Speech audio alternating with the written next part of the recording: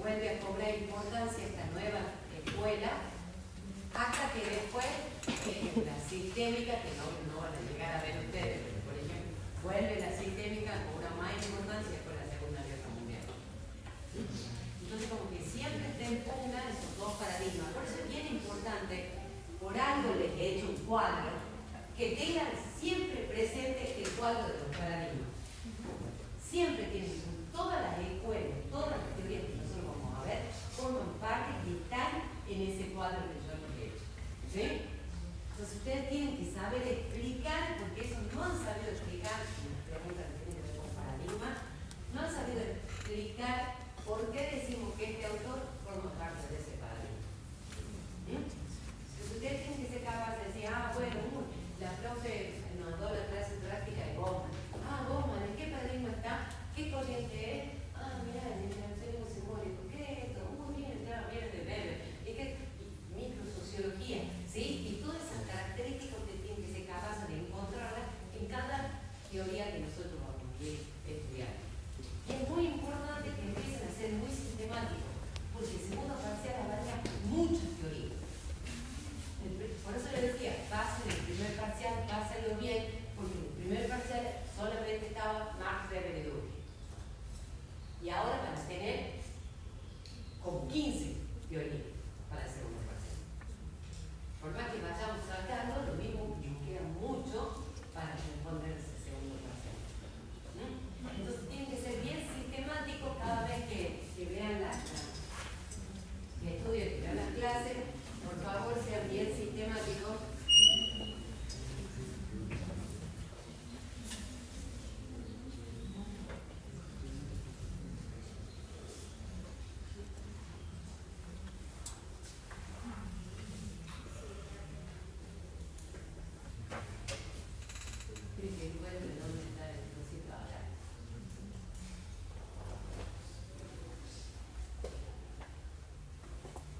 Bueno, yo les decía que hoy vemos Merton, vemos el funcionalismo, pero también dentro de esta corriente es muy importante que ustedes estudien desde la clase teórica a Parsons. Parsons es parte de este movimiento, ¿sí? De esta teoría.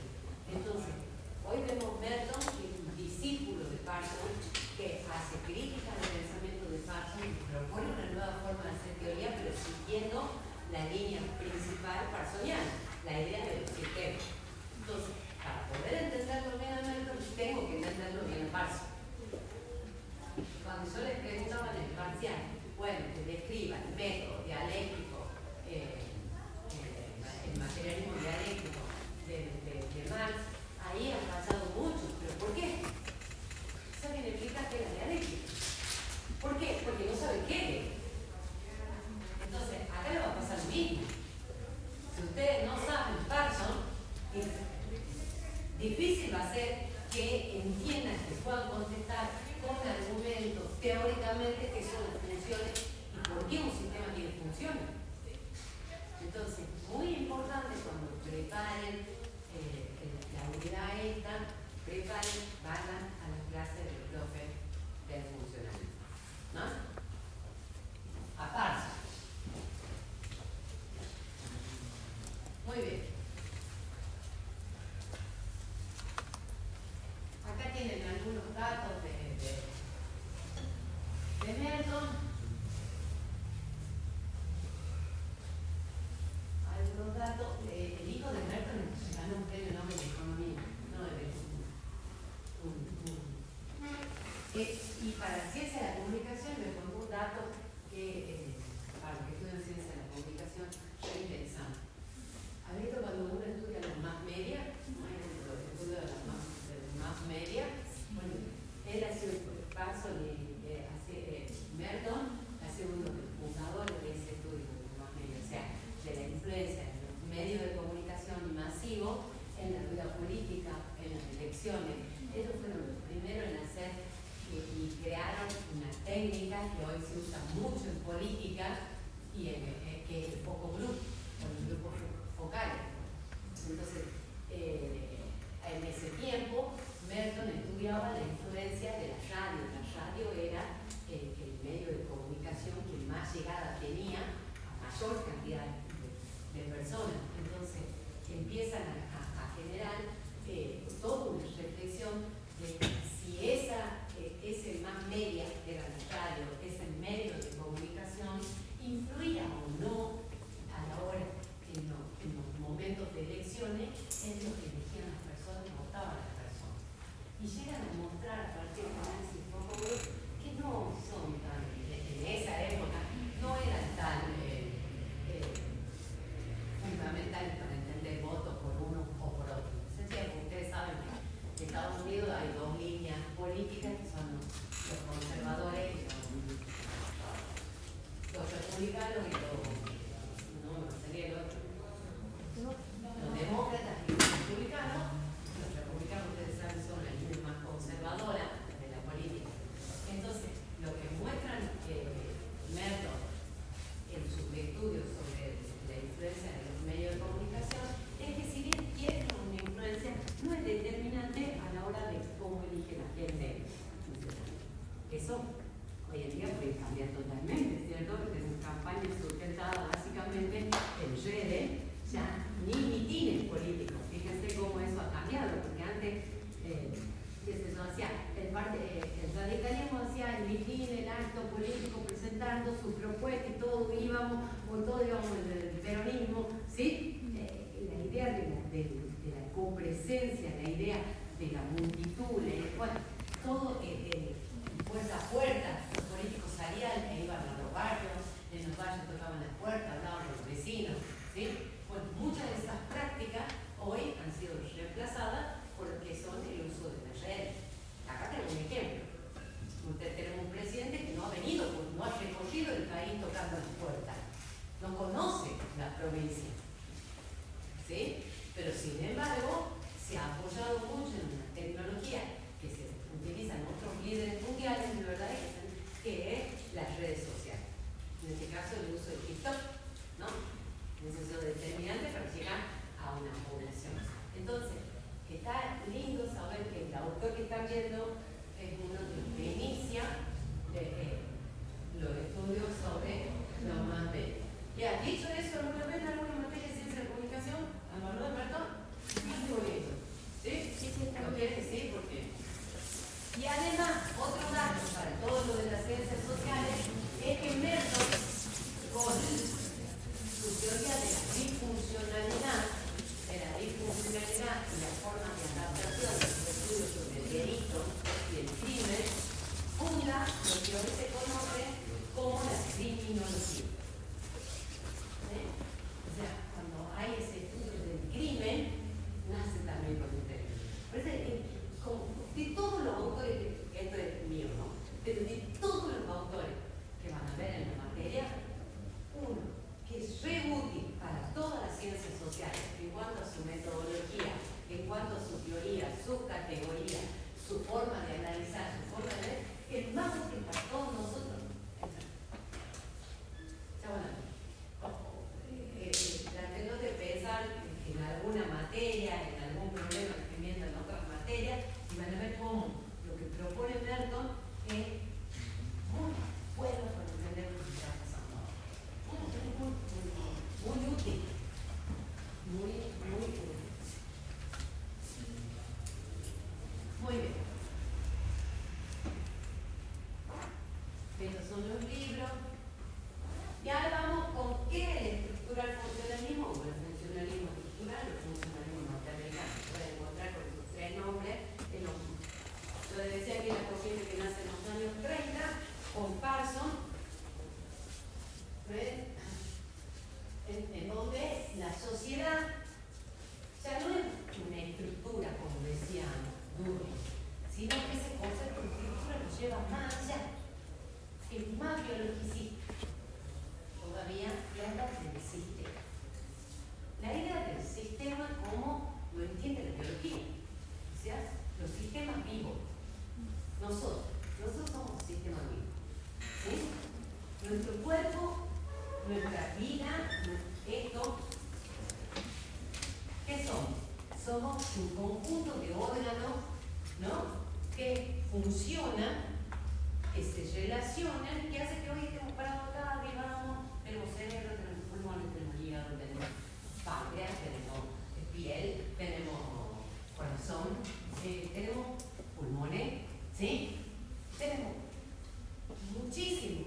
órganos que al combinarse y al relacionarse hacen que este sistema esté vivo. Al combinarse todo un mismo órgano, ¿sí?, hace que yo pueda estar hoy dando clase. ¿Y qué pasa cuando se enferma alguna partecita de nuestro organismo? ¿Qué pasa? El sistema tambalea, la mitad entero, ¿sí? Uno dice, no, pero tengo un resfrío.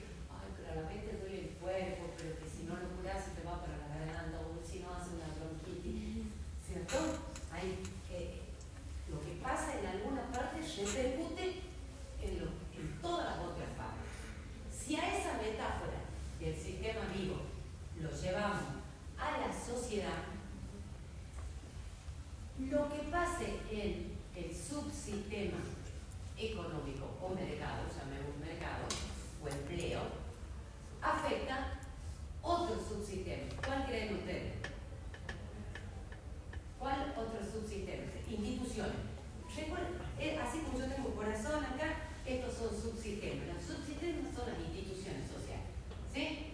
Nosotros que tenemos instituciones, tenemos la institución del derecho, el gobierno, ¿sí? Tenemos el mercado, tenemos la familia, tenemos la iglesia, tenemos un montón de instituciones, escuelas, ¿sí? Los medios de comunicación, son todas instituciones. Todo eso conforma lo que llamamos un sistema social. Pero, por ejemplo, piensen. Una crisis económica, una crisis de empleo. Estamos en un momento en donde el desempleo, la tasa de desempleo, bueno, ¿sí? ¿Eso solamente afecta al mundo laboral y al mercado? A la familia, pues, ahí está clarito. O sea, crisis económica, crisis familiar. Se tratan así, tal cual. Acá hay un ejemplo claro. Han hecho varios estudios, pero sobre todo el estudio del año 2002, después de la crisis del 2001, de cómo aumentan las demandas de divorcio en el momento de crisis económica, disolución de la familia. ¿Sí? La familia entendía como el matrimonio. ¿Sí? Entonces, ¿pero qué quiere que ver? No, sí tiene que ver. Pero no, por ejemplo, eso que pasa te quita vos las ganas de encontrarte con tus amigos, de tener recursos para seguir viendo ocio, recreo, que uno no necesita divertimento. No es solamente trabajo, ¿sí? Y hasta para los protestantes no es solamente eso. Necesita unas vacaciones, necesita salir con los amigos a tomar cerveza, un sanguchito, y no puede. Y empieza a generarse ¿qué? Conflictos también en instituciones, en otras instituciones como las instituciones sociales de los niños, ¿no?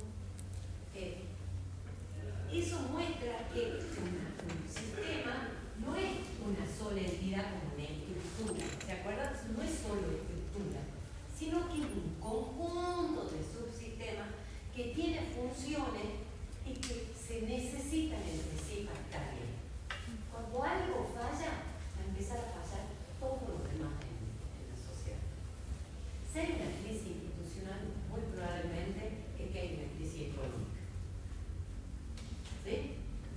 Si hay, por ejemplo, él va a hacer el estudio del delito en Nueva York y él va a mostrar cómo, a pesar de la buena aventuranza de Estados Unidos, porque estamos hablando después de la Segunda Guerra Mundial, donde queda por un superávit tremendo, porque se transforma en el acreedor mundial, o sea, todo el mundo le debe a Estados Unidos, ¿sí? Estados Unidos se convierte en potencia después de la Segunda Guerra Mundial. Hay buena aventuranza económica, sin embargo, hay aumento del delito. Entonces, ahí estamos viendo cómo esa idea de un sistema complejo cuyas partes trabajan juntas para promover la solidaridad y la estabilidad. El concepto de función, a decir Merton, es mucho más complejo que el concepto más general que pone Parsons. Porque hay una mirada muy positiva de que los sistemas sociales son estables, son permanentes, que puede haber movimiento y desajuste, pero que por la propia lógica vuelve a ese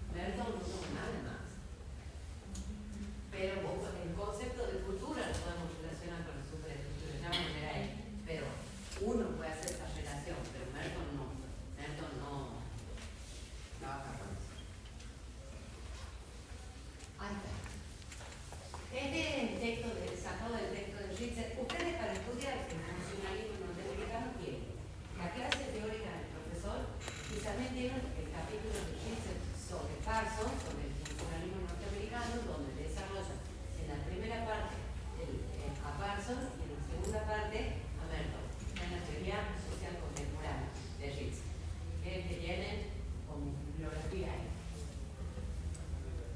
Merton critica algunos de los aspectos extremos e indefendibles del funcionalismo estructural, pero al mismo tiempo desarrolla con perspicacia conceptual una nueva forma de ser sociología. ¿Saben cómo se llama esa nueva forma? Teoría del alcance medio. Teoría del alcance medio. Esa es la propuesta teórica y sociológica de Parsons. ¿Qué es lo que hacía Durkheim? ¿Qué es lo que hacía Parsons? De Merton. ¿Qué es lo que hacía Parsons? ¿Qué es lo que hacía Durkheim? Macroteoría. Teoría explicando la generalidad. No había empiria, ¿sí? No había un trabajo empírico, no había un trabajo en terreno, no había comprobación de hipótesis en el terreno, ¿sí? Entonces Merton me decía, no, un momento, para poder entender el crimen, para poder entender la novia, para poder entender la influencia de los medios de comunicación como institución de ese sistema, tengo que entenderlo al fenómeno, entonces tengo que ir ¿a qué? A estudiarlo, a hacer empiria, a investigarlo. Eso es lo que me va a ayudar a construir teoría y va a sostener teoría. Entonces, por eso se llama teoría del alcance medio. Ya no es macroteoría, tampoco es micro, es medio. Es medio.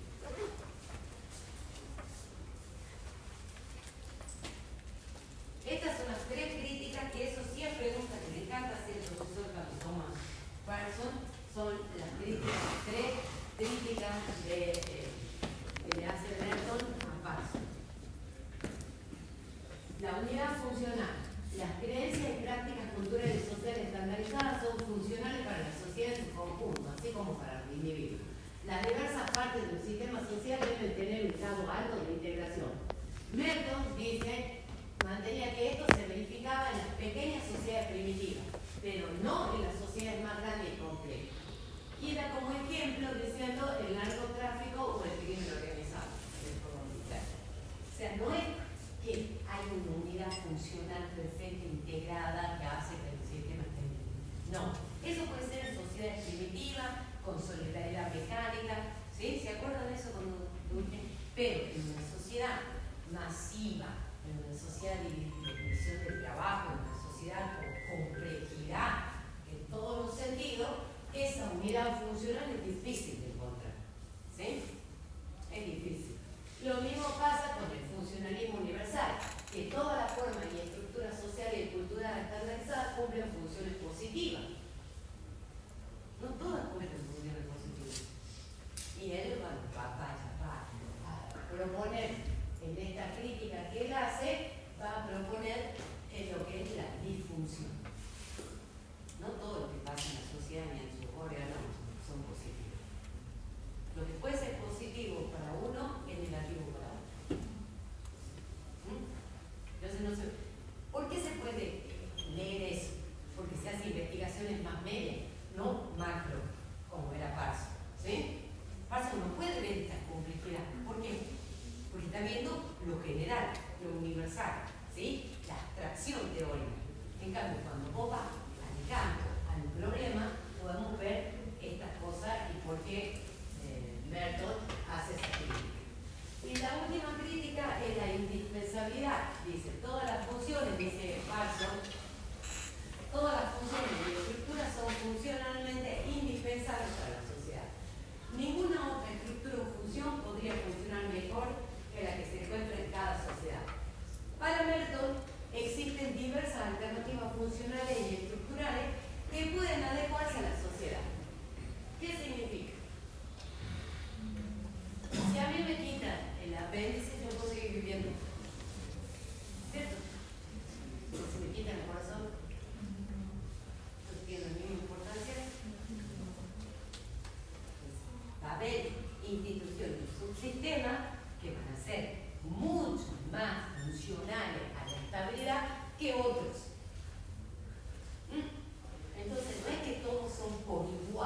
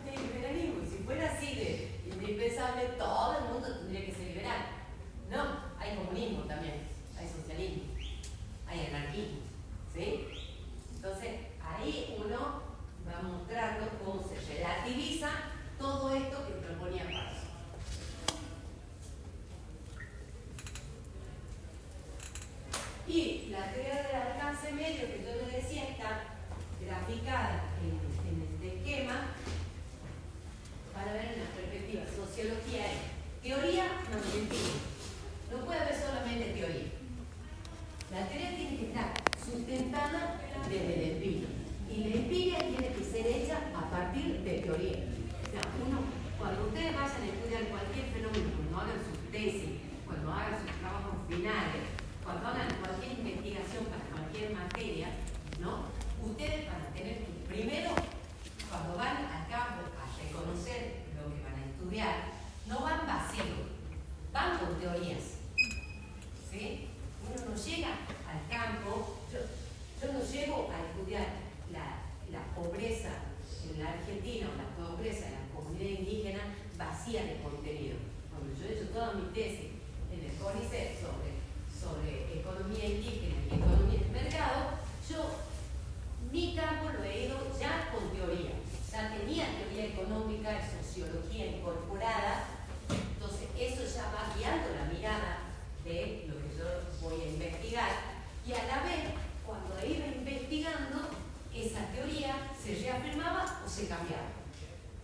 Por ejemplo, para que entiendan el mecanismo. Por ejemplo, así, yo iba con la teoría de la ventaja comparativa. La teoría de la ventaja comparativa en economía, en que se puede sacar de ventaja cuando, por ejemplo, se intercambia un producto por otro. Entonces, siempre el capitalista va a buscar ¿qué? Esa ventaja. ¿Sí? Entonces yo llegué a Cusco con la idea de la ventaja comparativa, de analizar el trueque, que es una forma indígena que hasta el día de hoy se sigue reproduciendo, en Argentina también. Y me encuentro con Tito. Tito era un campesino que cosechaba papa y intercambiaba su papa por coca con un colega, un compadre, que vivía en las montañas, más arriba, lejos de la ciudad de donde estaba Tito. A la par de la ciudad de Tito había un mercado.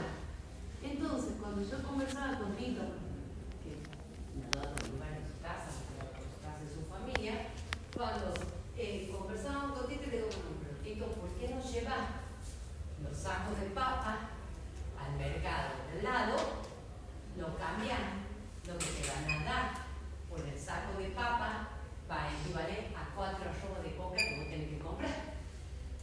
En cambio, si vos lo cambias con tu colega, con tu compadre, ellos llaman compadre, con tu compadre, a vos 2 sacos de papa son 2 arrobas de coca.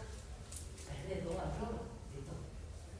Y todavía tenés que hacer un viaje para dentro de la montaña a intercambiar. Clarito me lo dejaba. No me importa 2 arrobas más. El compromiso que yo tengo con mi compadre, que venimos haciendo, lo hacía mi padre, y él está esperando mi papa. Yo no puedo dejar sin papa. Porque la economía de subsistencia, a diferencia de la economía capitalista, no tiene la idea de la ventaja económica. Tiene la idea de la tasa. Las tasas son iguales desde hace. Yo tengo registro de tasas que tienen 130 años. Sí, no tengo sigo. No cambió porque haya más inflación o menos inflación. ¿Sí?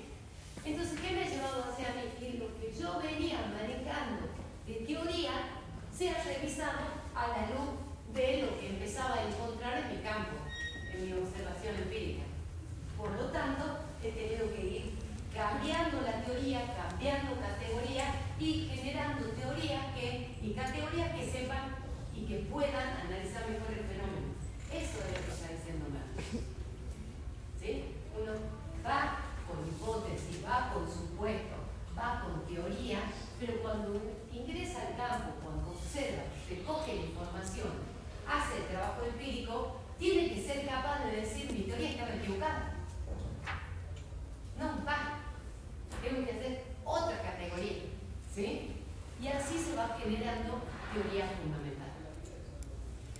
Eso es lo que propone Merkel.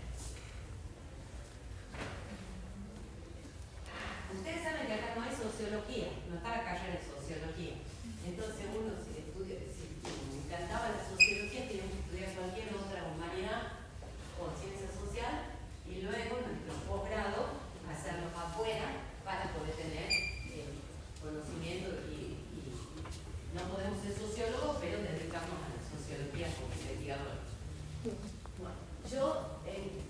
último año, que antes había 5 años en el secundario, encontraba un libro en el colectivo, todo esto. 2 colectivos, no, pero que ya está acá. Pero para ir al colegio, bueno, 17, yo vivía en el barrio Terano, entonces venía en el colectivo, bueno, tomo el colectivo donde iba al gym, era mi último año, y encuentro en el colectivo un libro que me había olvidado que era así lo libro. No loca, pero libros que tenía de chiquita. Entonces, ¿qué empezó? A leer. Y al libro yo tengo sensación, porque se muerde. ¿Por qué no se muerde? Eso es un libro así, ¿no? Son como 600 páginas de libro. Me tragué ese libro. Entonces, intenté estudiando Derecho hasta el 3er año, como bien Derecho, la memoria, la materia codificada. Bueno, ahora soy profesora en la Facultad de Derecho. Me vine a literatura. No es que yo no sé nada, puedo preguntar sujetos predicados, subjuntivos, y yo ni idea. Creo que le estudio como para recibir el grado y dedicarme a la sociología en el posgrado. Pero, digo, para estudiar no es importante. Si uno entra, lo podemos utilizar en todo. Bueno, hasta lo usado para analizar la copla y víctima. ¿Qué tiene que ver la copla? ¿Verdad? Pero te sirve mucho la forma de ser. Dice, todos los postulados funcionales se fundamentaban sobre supuestos no empíricos. Eso hacía Durkheim, eso hacía Barson, basado en sistemas teóricos abstractos. Y acá dice, la responsabilidad del sociólogo es examinar empíricamente esos supuestos. Porque cuando Durkheim analiza el suicidio, no lo hace con un trabajo, él encuentra una estadística y analiza la estadística. No hace de estadística, no observa el fenómeno, ¿sí? Observa el número y saca sus conclusiones de las causas y por qué el suicidio es un hecho social y no solamente un hecho personal y subjetivo, ¿sí? Entonces acá Merton viene y dice, no, hipótesis menores, menos abstracta y más empírica. Y a partir de esa crítica que él hace a los postulados parsonianos de la funcionalidad, los conceptos más importantes de la teoría de Merton son el concepto de función. Función manifiesta, función latente, disfunciones y las no funciones. Las no funciones son inentendibles, son el ratio, como le digo, es el padre para mí, en donde estoy metida ahora. Pero no funciones, disfunciones a veces se confunden. ¿Sí? Así que no tengan miedo porque normalmente yo no pregunto sobre no funciones. Yo quiero saber qué son las funciones manifiestas, las funciones latentes y las disfunciones. ¿Sí? Sé que es un concepto que ni él creo que tiene claro a la no función. Entonces, las funcionalidades deberán centrarse en las funciones sociales de una estructura de institución preparada. Por ejemplo, los partidos políticos son funcionales para el sistema político del país, ¿sí o no? Pero si hay un sistema político fuerte, estable, ¿no es verdad? Eso a la vez es funcional para mi vida familiar, ¿no? Para el mercado, para los campos sociales. Bueno, ahí se dan cuenta cómo, digamos, unos dependen de otros. Las funciones son, por lo tanto, consecuencias observadas que favorecen la adaptación o ajuste del sistema. No obstante, dice, una estructura o institución puede tener consecuencias positivas o negativas. No todas son positivas. Y esa es la propuesta y la crítica que le hace a Parsons que veíamos antes. ¿Sí?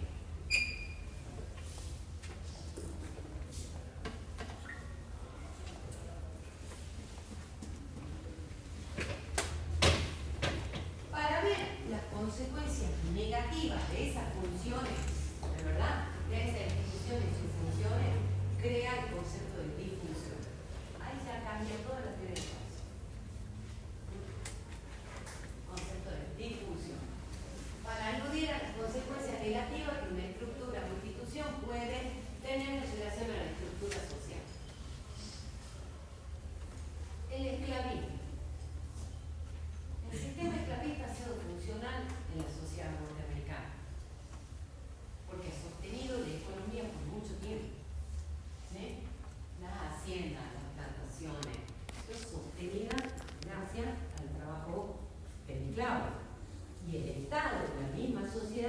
sostenida por la productividad de ese sistema. Si uno paga los impuestos, ¿cierto? Con eso se mantiene un Estado. Y esos impuestos podrían ser pagados.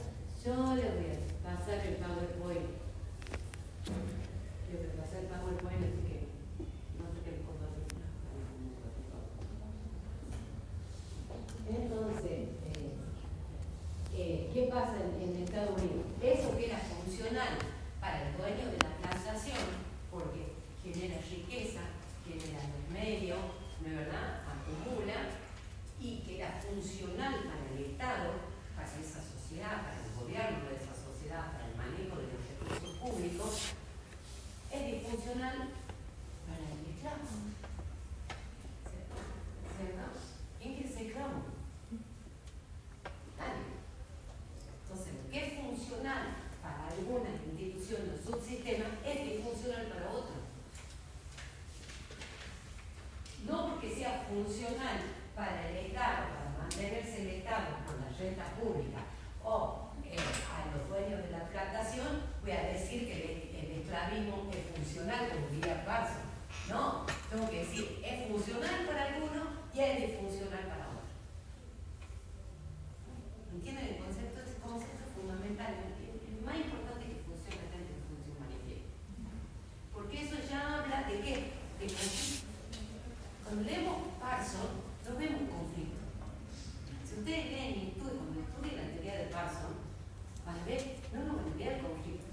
En cambio, cuando vemos Merton, ya empezamos a ver que la sociedad es un conflicto. ¿Sí? Y entonces, como es conflicto, como es complejo, no puede sintetizarse en el concepto de funcionalidad parsoniana, sino que hay que ver la disfuncionalidad. Sí. Hay que leer, no funcione. Ese es como, se puede decir, relevante. Ese sería como el apéndice, yo le decía. Tiene una función, sí, evidentemente, sino ¿por qué no está en nuestro organismo? ¿Cierto? Pero, no es tan importante. ¿Ah? Entonces, por ahí, ¿vieron? Cuando en los casos dicen se quitó una bala, no lo puedo sacar, la bala está dentro del organismo, no la sacan porque está en un lugar difícil para hacer una cirugía, porque no hace falta. O tienen un quiste, hay quiste ovárico, por ejemplo, nos pasa a la mujer que está atrás, que es el chiquitito, que no tiene que hacer una cirugía, no está porque ¿sí? No, va a ir controlando y si ese quiste va aumentando el tamaño y se mueve, bueno, ahí sí ya, ¿entienden? No es lo mismo que el corazón, no es lo mismo que la piel, no es lo mismo que el cerebro, que el páncreas, que el hígado, ¿sí? Hasta la vesícula es más importante. Pero podemos hablar sin vesícula. ¿Sí? Entonces, a partir de esta idea de complejidad, de conflicto de los sistemas sociales en la sociedad moderna, él está estudiando la sociedad moderna con toda la sociología, dice, bueno, esos sistemas, esos subsistemas que conforman esto que llamamos social, el sistema social, van a tener distintos tipos de funciones. Van a tener funciones manifiestas y van a tener funciones latentes. Y van a ser disfuncionales también. El ejemplo que está acá es la escuela. El que toma él y analiza para hablar de estas funciones es la escuela. Él dice, funciones manifiestas, intencionadas o explícitas. Son efectos o consecuencias objetivas, reconocidas, deseadas y observadas por los miembros de una sociedad o sistema social. O sea, 4.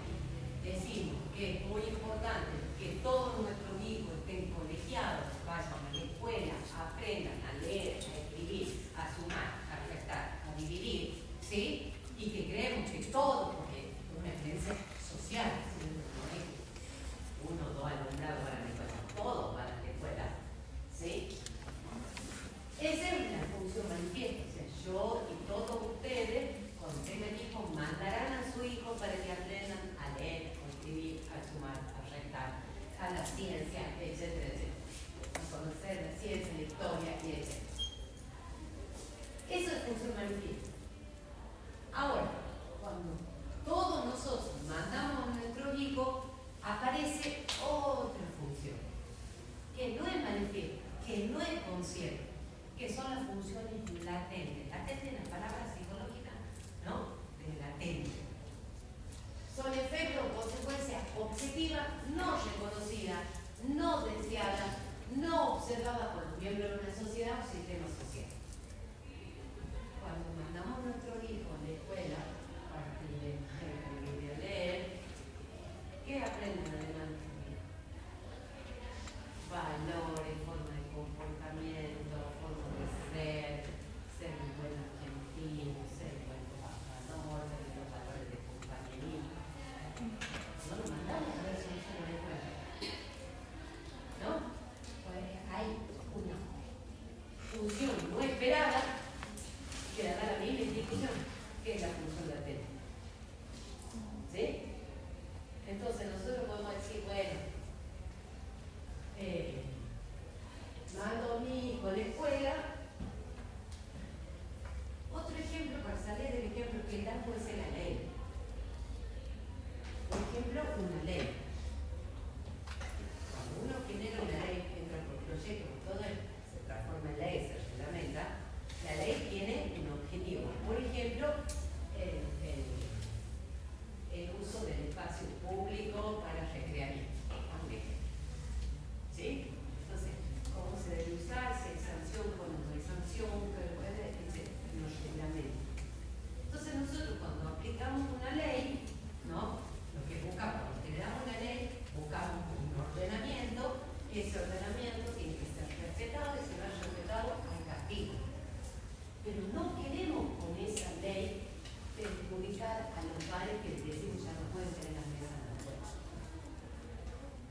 Por ejemplo, ¿se acuerdan que de la pandemia se lo había dejado que la Plaza Urquiza utilicen toda la vereda sobre todo de la Santa Fe?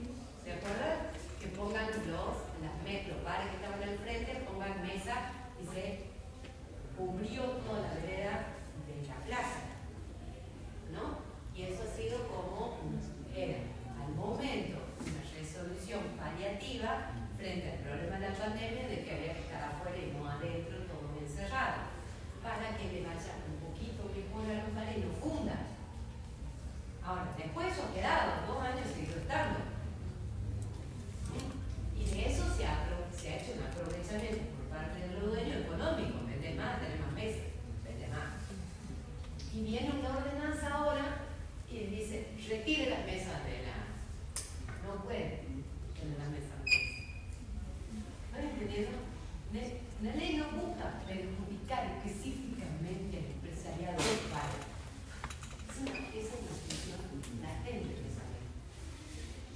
Busca que la plaza sea un lugar de esparcimiento para correr, andar, caminar, jugar, ¿sí? Pasear los perros, lo que ustedes quieran. No para sentarse a tomar café. Pero eso ha sido perjudicial para los padres. ¿Entiendes? Entonces, ahí está lo latente. Lo latente es lo no buscado, es lo que no es consciente.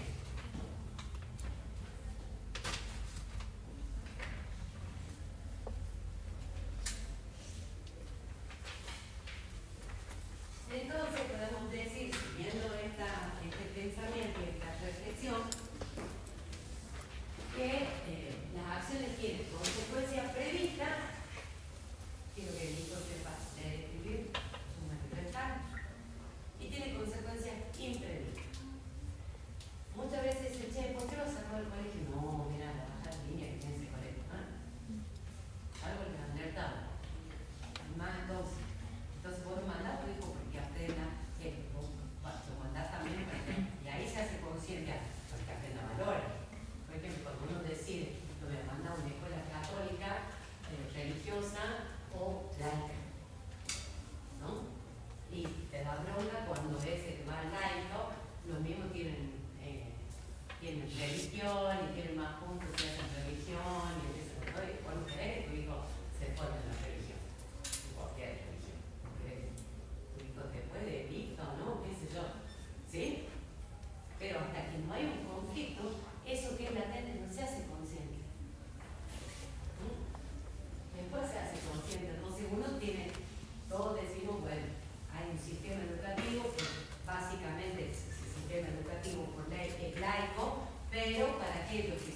religioso y tienen formación religiosa, hay escuelas religiosas, colegios religiosos. Aunque todos somos conscientes de las consecuencias previstas, para identificar las consecuencias imprevistas se requiere el análisis sociológico. De hecho, algunos pensadores señalan que este es el verdadero objeto de la sociología: desenmascarar las funciones latentes. ¿Qué decía Bauman en la unidad 1? Desfamiliarizar lo familiar, desnaturalizar, ver el conflicto, ¿sí? Eso lo puede hacer la sociología. Nosotros en nuestra vida cotidiana, ya lo vamos a ver con Jules, normalmente estamos muy ocupados en otra cosa, en eso del sentido común, que es de ponernos a reflexionar sobre cada cosa que nos va dando las instituciones sociales. Y dice, hay 3 tipos de consecuencias no previstas: las funcionales, que son las funciones latentes; las disfuncionales, latentes; y las no relevantes para el sistema social. Vamos a ver.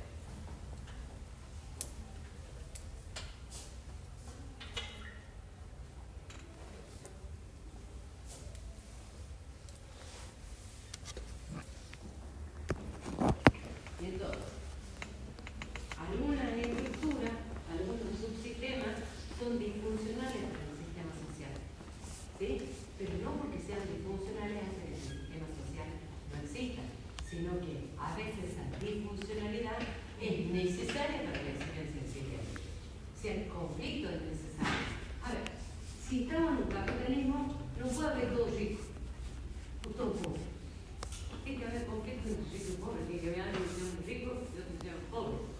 Y uno que tenga riqueza y el otro que tenga trabajo. ¿Sí? O sea, lo que tiene esto de la disfuncionalidad, que podría ser disfuncional para el ese conjunto, y no obstante seguir existiendo.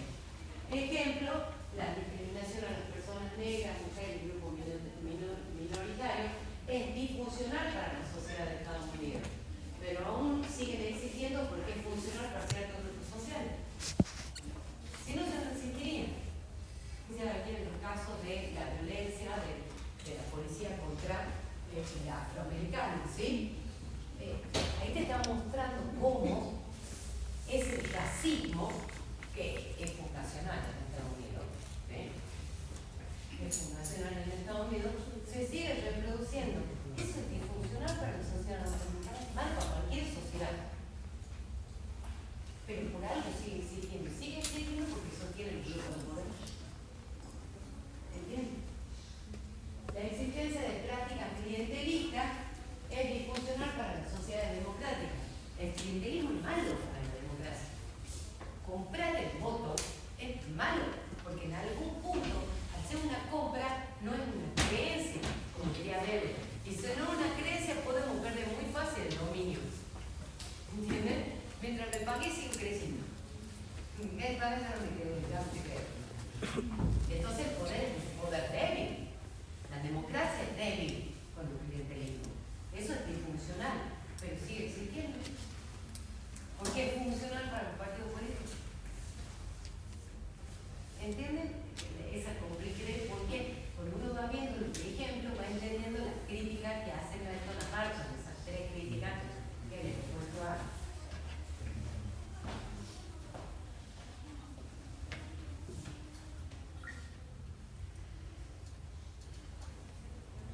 Bueno, ahora quiero ir al análisis. Cuando pensamos en el sistema social, a la estructura, nosotros pensamos en dos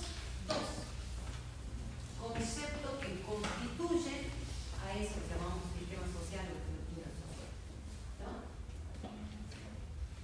Que ya lo vamos a ver, que son las normas o medios y las metas culturales.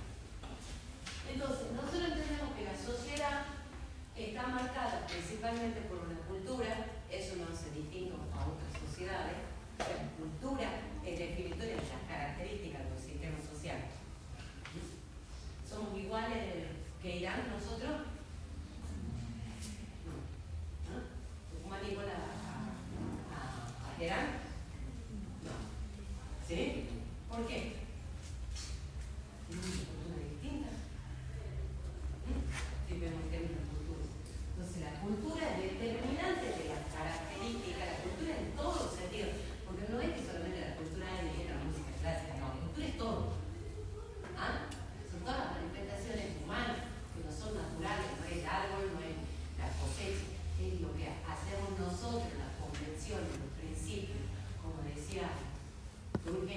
moral, ¿sí?, de esa sociedad. Bueno, eso es la cultura. La cultura entonces va a determinar, va a caracterizar la estructura social, el sistema social, le va a dar una forma, lo va a diferenciar de otros sistemas, de otras estructuras, y luego cuando vemos que esa estructura es compleja, es disfuncional en su subsistema, en sus instituciones, no está en una permanente estabilidad, sino que tiene subidas, bajadas, crisis, conflictos, ahí aparece la norma. El concepto de cultura, ahí vamos, concepto de cultura que propone Merton, me encanta porque él dice, es como un paraguas que nos cubre a todos por igual. O sea, imaginen la imagen esta, ¿no? Como que la cultura nos cubre a todos, no importa nuestras clases sociales, ¿sí?, sino que nos cubre a todos por igual. Por ejemplo, las metas de... No es que ustedes son alumbrados solamente, ustedes tienen que estudiar en la universidad. Hay mucha gente que quiere estudiar en la universidad. No, pues. La idea de que la universidad es un paso hacia un mejor estado, un mejor progreso económico, mejores salidas laborales, todo eso que es el discurso cultural que nos ha hecho como somos, ¿cierto? No solamente está en nosotros. A ver, no solamente está en la clase media alta, en la clase alta, disfrutar del dinero, disfrutar del ocio, disfrutar de las vacaciones, comprar cosas ricas para Navidad, comprar regalos para el abuelito, ¿no? Está en todos nosotros, ¿sí? El deseo de consumir nos cubre a todos por igual, no importa nuestra clase, ¿sí? No importa el grupo que nosotros pertenecemos. Entonces, esa idea del paraguas, ¿no?, de las metas culturales, mirar como un paraguas, podemos, si vos quieres, y esto es personal, hacer una relación con el concepto de superestructura de Marx, ¿sí?, en el sentido que son los deseos que tenemos todos y que queremos alcanzar, más allá de nuestras oportunidades. Pero, ¿qué dice Merton? Qué bonito que suena eso. Pero lo que pasa realmente, dice Merton, es que no todos tienen la misma oportunidad que ese paraguas dice que tenemos que conseguir. Entonces, lo que estudia es lo que se llama en la Segunda Guerra Mundial, después de la Segunda Guerra Mundial, el gran sueño americano, ¿no? O sea, esa idea de que la casa propia, el auto propio, el progreso permanente, la idea de una estabilidad y un éxito económico en progreso. Todos, dice Merton, quieren ese sueño americano. ¿Sí? Pero para alcanzar ese sueño, toda sociedad, todo sistema social está organizado con normativas, con leyes, ¿sí?, con principios, con normas, con ética. Y que esas normas, éticas, valores, principios y leyes son lo que van a darte la posibilidad o no de acceder a esa meta cultural, que es el ser rico, ¿sí? Porque es eso. Hay una película preciosa, un libro precioso, yo ya estoy acostumbrado a ustedes, a los jóvenes, quiero decir, no les gusta leer mucho, pero sí hay una película que se llama El Galáctico, que es muy buena, si la han visto. Ese claro ejemplo de la teoría de Merton, el sueño americano. Entonces, hay esa idea de alcanzar el éxito económico sobre todas las cosas. Es más fuerte en estas sociedades las metas culturales que la forma de llegar a esas metas. ¿Entienden? Entonces, la cultura opera en nuestra conciencia, nos va diciendo qué es lo que queremos tener. ¿Y con qué se consiguen las cosas del capitalismo? Con plata. Un plata, no todos tenemos plata. Todos queremos tener una casa calefaccionada al 100%. Después llegar por tener un calor, entonces llega 100.000 pesos el 9, no, no, me lo mata. ¿Sí? Empieza a pagar tampoco con poncho. Como decía Macri, ustedes eran chiquitos, pero se abrigan, se ponen mucho abrigo, ¿sí? Estamos con poncho. ¿Sí? Pero no tenemos una casa recantilidad. O sea, amo entrar a esa casa donde la gente está con la remera más corta. Entonces, tengo que calefaccionar la casa. Yo empecé a decir, ay, qué pobre que son. Qué pena pelón. Apenas ponemos el pelo de flor cuando nos vamos a bañar para no congelarnos.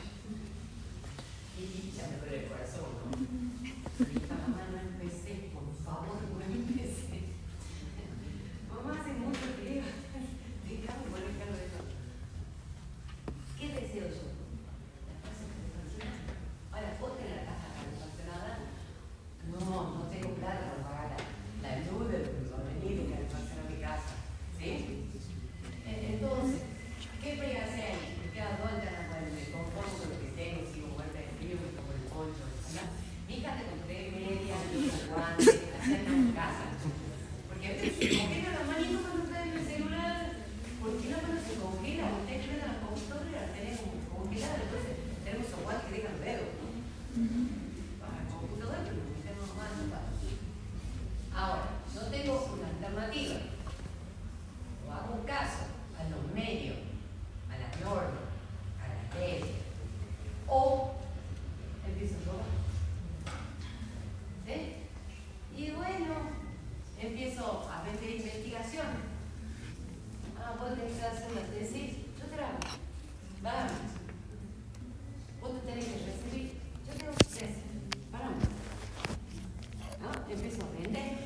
Es un delito, porque no sos vos la autora, vos sos la que recibiste el título, vos, no yo. Entonces empiezo a ¿qué? A torcer las normas, a salir de los medios institucionales legítimos, pero puedo calefaccionar mi casa. El año que viene cuando me quede me quedan cosas para ¿qué está vendiendo? Pero, por ejemplo, en una época, pero eso no es legal, tenía una consultora bien grande acá en el norte, pero fue mi caso de trabajar y de hecho, quiero ser pobre, pero ustedes son una profesora, pero he preferido la calidad de vida que la cantidad de dinero. Y nosotros trabajábamos para los políticos, entonces para los, sobre todo concejales, legisladores, diputados y senadores. Entonces ellos tenían una idea y la consultora lo que hacía con abogados, sociólogos, eran los proyectos que se presentan. Porque el tipo era un médico, no tiene por qué saberse un proyecto sobre algo que quiere postular para una ley. Entonces vendíamos los proyectos. Y en una época que era más pobre todavía, cuando recién inicié, yo le armaba los discursos políticos y hacía los perfiles, los llevaba, le compraba la ropa, los vestía, le enseñaba a hablar, le escribía los discursos a los políticos, que sí en esa época se usaba ese campaña. Entonces yo estaba atrás de políticos, nadie sabía que estaba yo, pero era yo. ¿Sí? Tenía un gobernador al que yo le he hecho la política. Fíjense, segundo grado de primaria, imagínate. Segundo grado de primaria. Miranda. Entonces, eso que, bueno, si yo eso no fuera legítimo, estoy torciendo, ¿cierto?, los medios para el fin. ¿Cuál es el fin? Tener dinero. ¿Sí? Entonces, ¿qué es lo que dice el maestro? La cultura oprime tanto a todos nosotros, las metas culturales son tan fuertes, operan tanto en nosotros, que eso hace que muchas veces estemos en contra o no usemos los medios legales, institucionales, para alcanzar esa meta. Entonces, todos, dice Merton, quieren el éxito económico. No todos tienen la oportunidad. Y entonces, cuando él ve que se produce ese desfasaje entre metas culturales y normas institucionales, dice, ahí se produce la anomia. Miren qué distinta la mirada de Durkheim. Cuando Durkheim estudiaba la anomia, esa es una pregunta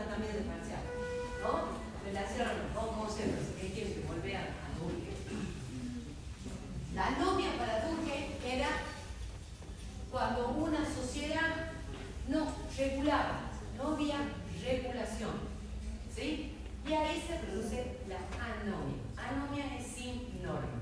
En cambio, para Merton es cuando la regulación ya no regula, no sanciona, no sirve, no es funcional para alcanzar las metas culturales, ¿sí? Entonces dice, la anomia se produce cuando hay una disyunción, una separación entre metas y normas, que es lo que compone una estructura social. La cultura le da las características, da las metas, los objetivos que nosotros queremos alcanzar y los medios para alcanzarlos. Muchas veces no son medios ilegales, pero son conductas nómicas. Por ejemplo, cuando aprovechamos y tomamos una ventaja de un compañero de trabajo. Un compañero de trabajo tiene que retirarse, tiene que buscar al chiquito, porque el chiquito ha vomitado en el jardincito, entonces tiene que dejar su lugar de trabajo, de ir a buscar a su hijo. Justo hay una junta, el jefe lo llama, el compañero toma la oportunidad, que era la de ese compañero, hace una presentación, gana el ascenso. No hay ilegalidad, ya digo, y es la ley de hacer. Eso que llamamos meritocracia en el idioma humano. ¿Sí? O sea, que muchas veces no necesariamente tiene que ser ilegal, puede ser legítimo, puede ser ético, puede ser moral. ¿Sí? Pero al final de cuentas, esa persona está en pos de la meta cultural, que es el éxito económico, para nada más que su compañero. Fíjense cómo en los mundos cada vez más desarrollados, en sociedades, en sistemas más desarrollados, más capitalistas, con mejor situación económica, esa situación es mucho más grave que en nosotros. Comparen nada más, a veces lo que es una situación de oficina en Tucumán, una situación de oficina en Buenos Aires. Todavía hay acá esa solidaridad mecánica de la que hablaba Burke, ¿no? Todavía algo que resabio queda de fondo del pueblo que hace que no seamos tan anómicos como si puede pasar en Buenos Aires. Entonces, ¿se acuerdan de Burke? Pues eso sigue estando en Merton, esa idea. Cuanto más masiva, cuanto más industrial, cuanto más desarrollada, cuanto más desapoblada, más conciencia individual, más individualismo, más no. Entonces, sigue ese postulado y muestra cuando se produce esa norma.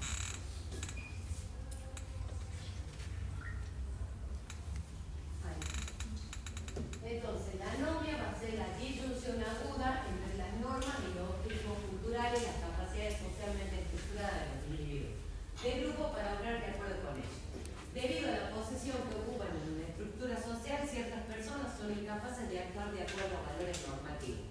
La cultura exige cierta conducta que la estructura social impide que se produzca. Se dice que tenés que crecer en tu trabajo, que tenés que tener dinero, que tenés que vivir bien, bueno, pero no se te da la oportunidad para hacerlo. Por ejemplo, la universidad gratuita, el INDI. Sí, es gratuita. No es tan gratuita. Para poder venir a la universidad tengo que tener por lo menos platita para moverme, platita para comprar apuntes, ¿sí? Tengo que trabajar. Si mi padre no me puede bancar para que yo estudie, ¿sí? Entonces no es lo mismo. No es lo mismo un estudiante que tiene el estudio parcial que el que tiene solamente dedicado a estudiar, sino que el estudiante tiene que ir a trabajar. No son las mismas oportunidades, ¿sí? Pero la meta, la sociedad te pone a vos que la universidad y el título universitario te va a abrir camino, te va a hacer mejor. Sí, todos queremos ser mejor, pero no podemos ser mejor. Por lo menos no. Entonces ahí, la misma estructura dice Merton, te exige, pero no te da los medios para que vos hagas eso. ¿Sí? Te impide que lo hagas. Viene una carrera, sobre todo la de filosofía y letras, que las de historia, filosofía, letras, no sé ciencia de la comunicación, como está ordenado ahora, pero a ellos no les importa si vos trabajas o no, tenés que venir por 2 horas a la mañana y después 3 horas a la tarde, entonces, ¿qué hago? No puedo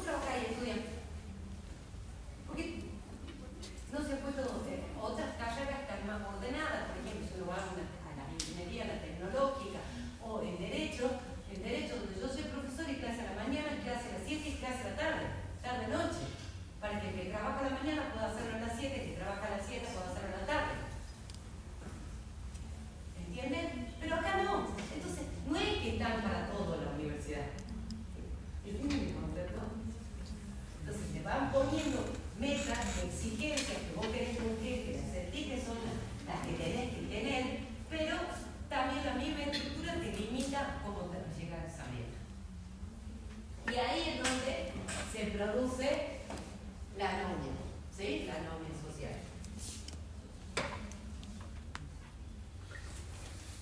Acá está el concepto de meta, de normas institucionales. Y acá viene lo que son los modos de adaptación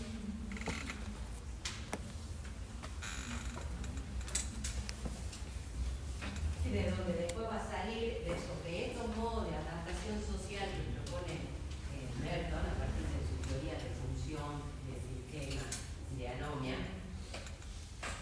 es de donde sale después la teoría del delito, la criminología, el estudio del crimen, del delito en Nueva York. Bueno, hay 5 modos de adaptación que se pueden dar en la sociedad, ¿sí? Hay la conformidad, la innovación, el ritualismo, el retraimiento y la rebelión. ¿Cuál creen ustedes que es el no anómico? No anómico. La rebelión. La conformidad. La conformidad.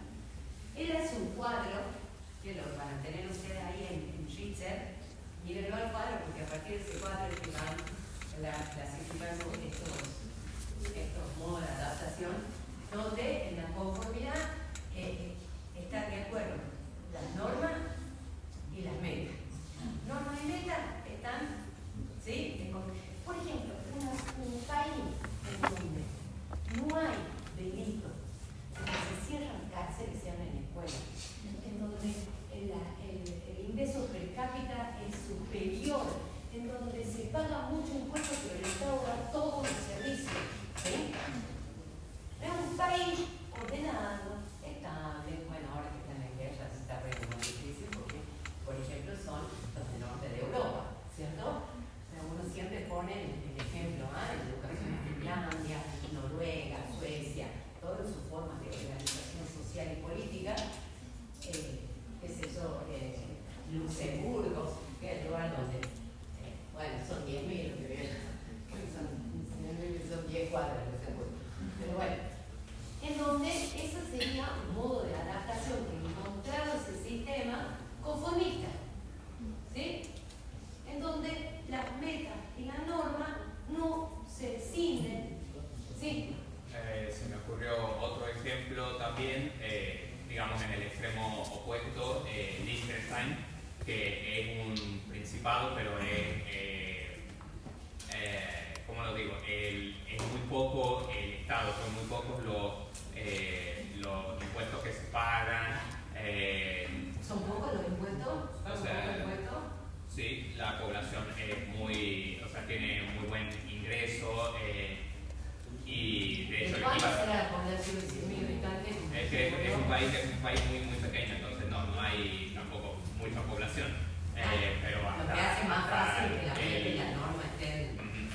Y la Casa Real había dicho, bueno, ya que nos va también, hagámoslo hagamos que sea una democracia.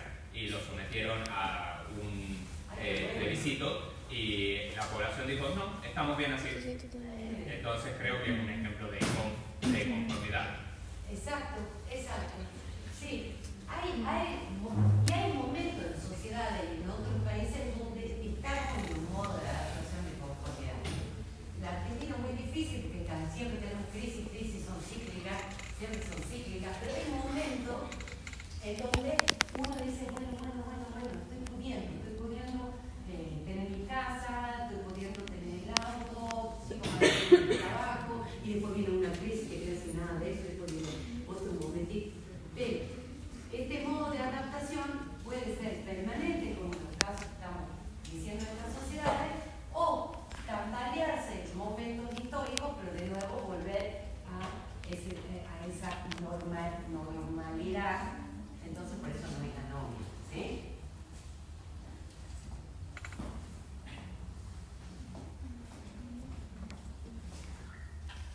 En Suecia, creo que mi amiga que vive en Suecia se enamoró de un antropólogo, un arqueólogo sueco, y se casaron, y vive allá, es historiadora. En Suecia dice que extraña un problema que tenemos los argentinos, que se levanta y está diciendo cuánto de la lluvia ácida sería la producción que tienen todo eso. Entonces ellos tienen un gran problema en el medio ambiente, que son las lluvias ácidas. Cuando vos tenés lluvia ácida vas con paraguas o con tapándote la cabeza con pañuelo, etc. Dicen, el problema más grande es que no sabemos cómo vamos a tomar un poquito más, porque hay un gran problema con el alcoholismo en todos esos países, ¿sí? La depresión, el alcoholismo. No es que tanto no son tan felices tampoco, ¿no? Pero ella me decía que estaban muy conformes la gente en pagar más impuestos que nosotros. O sea, del sueldo que llegaba al 60% del sueldo de las personas iban en impuestos. Pero que todos esos impuestos se veían en los servicios que daba el Estado sueco. En la salud, en el transporte, en la escuela, en las licencias, en los derechos de los trabajadores. Cada vez trabajan menos horas, eso tienen jornada acortada. Porque saben que 8 horas al vicio, mucha gente está 8 horas al vicio en la oficina, se gasta muchos recursos. ¿Entienden? Entonces, ahí ustedes van viendo cómo se va adaptando. Y fíjense dónde está el estructuralismo, el positivismo, lo burkeniano, el Merton. Nunca hablan de los individuos como decisión de adaptarse, son los sistemas los que adaptan a los individuos. ¿Sí? Esa externidad y esa coercitividad sigue existiendo en el pensamiento del Merton. El conformismo, que es el que ya hemos hablado, la innovación, como dice su propio nombre, es estoy de acuerdo con las metas culturales que me impone esa sociedad, pero voy a innovar en los medios. Entonces él ahí analiza el caso de Al Capone. Al Capone era un inmigrante pobre que a partir del delito llega a cumplir su sueño americano rico. ¿Sí? Entonces, ¿de quién es el culpa? ¿De Al Capone o de la cultura norteamericana? ¿No? Como estamos desde la teoría de los sistemas sociales, hay algo que ha fallado en la anomia de la sociedad norteamericana que produce este tipo de delitos. ¿Sí? No es solamente la decisión de ser un delincuente, sino que hay algo en la sociedad, a esa disyunción, algo anormal. ¿Ven? Y en una sociedad marcada por la innovación, va a ser una sociedad anómica. ¿No? O sea, hasta que el momento se regulariza. Bueno, todos los momentos transicionales de la vida nuestra han tenido momentos en donde hay innovación, fueron tratadas en ver, bueno, como tuvimos la pandemia, ¿cierto?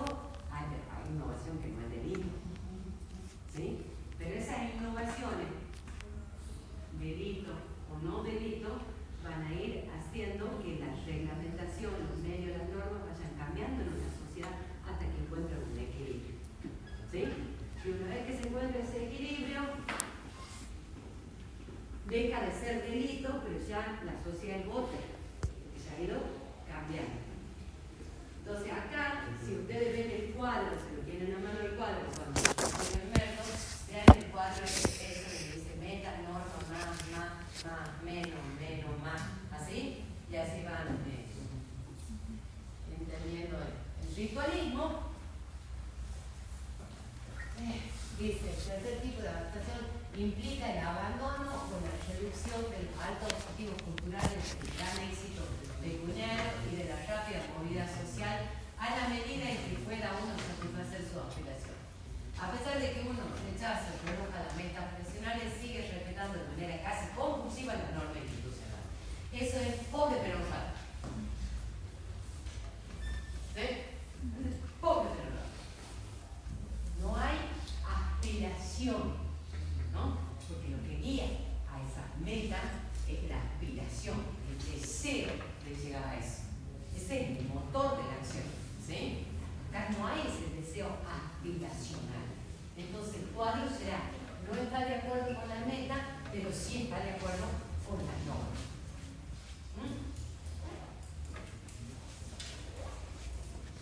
Ahora, imaginen una sociedad permanentemente ritualista. Acá decir que también con ¿cierto? Tiene que haber aspiración.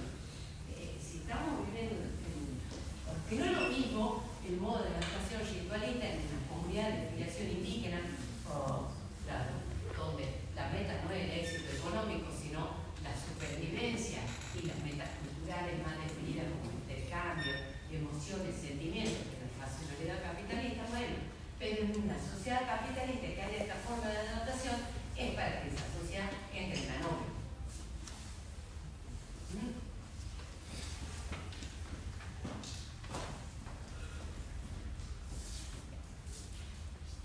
El retraimiento.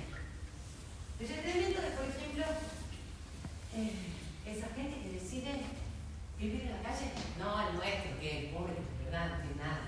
Pero han visto que hay todo un fenómeno, creo que hay un documental, me encantan los documentales de la televisión alemana, de la televisión pública alemana, hay un documental sobre los lumpen, o sea, sobre la gente que vive en la calle y fue la elección de vida vivir en la calle. Despojarse de todo lo material, ¿sí? O por ejemplo en las comunidades traerse de todo lo que es el progreso, ¿no, verdad? La tecnología, y es un retraimiento. El comportamiento de la comunidad adolescente es retraimiento. ¿Sí? O sea, no es un comportamiento un sistema adaptativo de una sociedad sana, también marca lo mismo. Una sociedad en donde ahí Berto dice, no está de acuerdo con el retraimiento es este tipo de empleo común de adaptación, según el autor, es un modo privado y no colectivo de adaptación. Sus adaptaciones son en gran parte privadas y aisladas y no están unificadas bajo la égida del código cultural nuevo. En el retraimiento, los individuos que se adaptan de esta manera están en la sociedad, pero no son parte de ella. Pueden contarse entre los miembros de la sociedad solo en un sentido ficticio. Los individuos retraídos son aquellos que renunciaron a las metas culturales prescritas y su conducta no se ajusta a las normas institucionales. A este grupo de adaptación pertenecen los drogadictos, los borrachos, los psicóticos, los vagabundos, entre otros grupos marginados. Dice, ¿no? Son todo extracto del texto humano. La rebelión.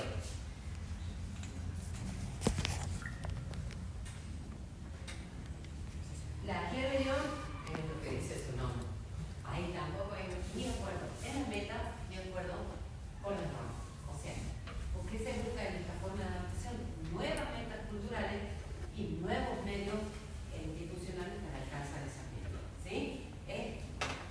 Rebelión es, en el sentido más claro de la palabra, la revolución. ¿Sí? Revolucionar el régimen. O sea, frente al éxito económico tendría otro sueño. ¿Sí? Sería construir otro tipo de sueño y para obtener ese otro tipo de sueño construir también institucionalmente medios, normas, leyes para conseguir. Implica un cambio de valores verdaderos, implica una verdadera transvaloración en la que la experiencia directa, vicaria de la frustración lleva a la acusación plena contra los valores anteriormente estimados. La rebelión condena en la ley.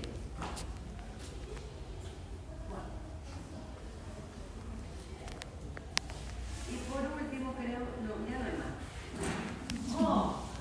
Bueno, ya no hay más.